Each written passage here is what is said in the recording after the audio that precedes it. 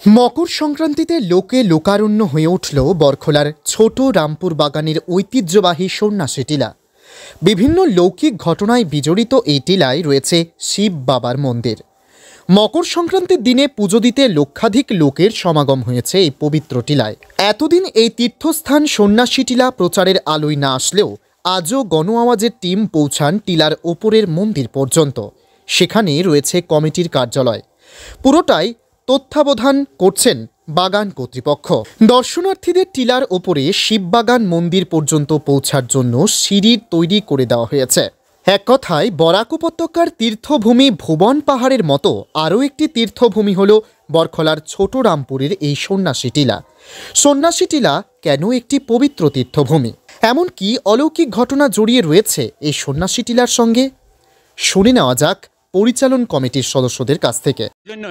যে এখানে একটি সাধু আজ থেকে আনুমানিক 90-95 বছর আগে এক সাধু এখানে হঠাৎ, এটা তখন অরণ্য ছিল, জঙ্গল ছিল, এই সাধুকে কিছু লোক এখানে জঙ্গলে আসে, দেখা যায় উনি উলঙ্গ অবস্থায় ধ্যানরত, পাশে বাঘ বসে আছে। এভাবে অলৌকিক ঘটনা দেখে সবাই ভয় পেয়ে এখান থেকে চলে যায়। লোকাচরে গিয়ে সবাইকে বলে এরকম একটা ঘটনা। পরে কিছু সাধারণ এখানে আসে, দূর থেকে সাধু বাবাকে চিৎকার দেয়। উনি হিন্দি ভাষায় কথা বলে বাঘগুলাকে যে आप लोग यहाँ से आप लोग चला जाइए, সাথে সাথে বাঘগুলা বলে জঙ্গলে চলে যায়। এইভাবে তারপর থেকেই এখানে মানুষের একটি ভক্তি শ্রদ্ধা জাগে। তারপর জানতে পারে যে এই সাধু অনেক দিন ধরে উপবাসরত হিসাবে এখানে ধ্যানমগ্ন। তখন থেকেই এখানে একটা শ্রদ্ধা জেগে মানুষের এলাকাবাসী এটা এই কথাটা চত্বর হয়, মানুষের কানে কানে পৌঁছে। তারপর থেকেই এখানে একটা শ্রদ্ধা জাগে।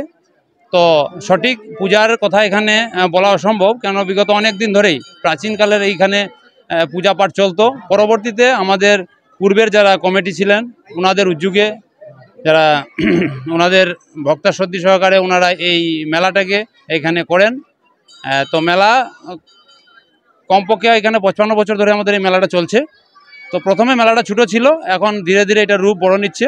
তো বর্তমানে আমাদের যে আমরা কমিটি, আমাদের রামপুর ডাইরেক্টর মিস্টার সুকেশ সিং আছেন, প্রেসিডেন্ট আমাদের মিস্টার অনিল কুমার গিরি আছেন, এখানে আমাদের ওয়ার্কিং প্রেসিডেন্ট, আমি আছি সহ ওয়ার্কিং প্রেসিডেন্ট বিষ্ণুপদ বাগদি, আমার এখানে সামন্ত দাদা আছে, এখানে আমার মিস্টার পাঠক জানিয়েছেন দীর্ঘ বছর আগে এই এলাকা ঘোর জঙ্গলাকীর্ণ ছিল।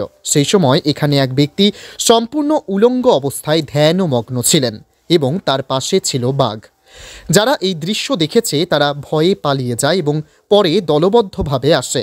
বাঘ তাদের দেখে ডাকাডাকি শুরু করলে সন্ন্যাসী বাবা বাঘগুলোকে যাও যাও বলে তাড়িয়ে দেন। এছাড়াও এই টিলা আরও একটি অলৌকিক ঘটনার সাক্ষী রয়েছে, জানিয়েছেন কমিটির কর্মকর্তারা। এই অলৌকিক ঘটনাটি হচ্ছে সন্ন্যাসী বাবা যে গাছের নিচে বসে তপস্যা করছিলেন, একসময় তিনি সেই গাছের ভেতরে চলে গিয়েছিলেন। তারা সন্ন্যাসী বাবার তপস্যার স্থান এবং সেই গাছের বিদ্যমান জড় দেখিয়ে এ কথা জানান। এসেছি, কমিটির লোকজন আমাদেরকে এখানে নিয়ে এসেছেন। তো এই যে দেখুন, এই স্থানে সন্ন্যাসী বাবা এখানে ধ্যান করেছিলেন।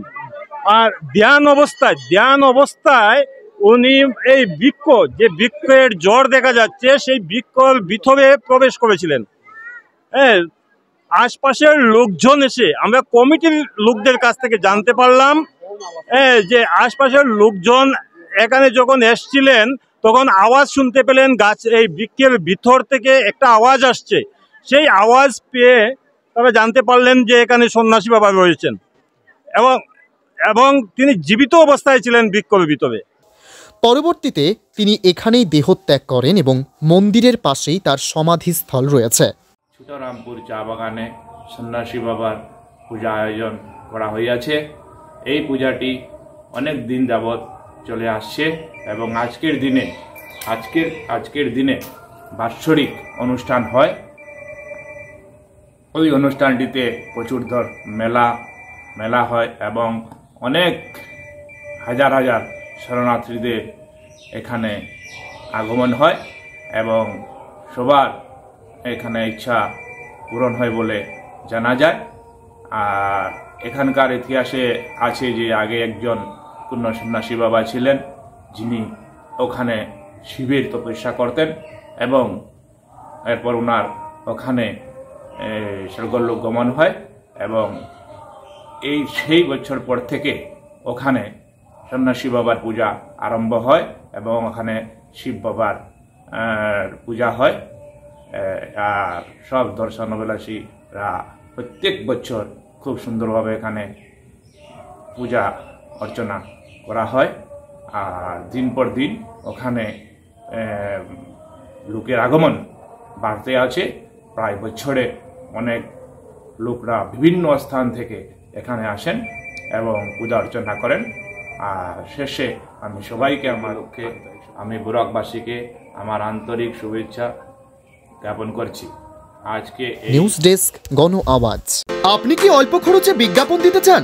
তাহলে যে কোনো বিজ্ঞাপনের জন্য আজই যোগাযোগ করুন। আপনার এই বার্তা মুহূর্তের মধ্যে পৌঁছে যাবে লক্ষ লক্ষ দর্শকের কাছে। আমাদের সাথে যোগাযোগের জন্য এক্ষুনি ফোন করুন 9365329391 অথবা 6001590453 এই নম্বরে।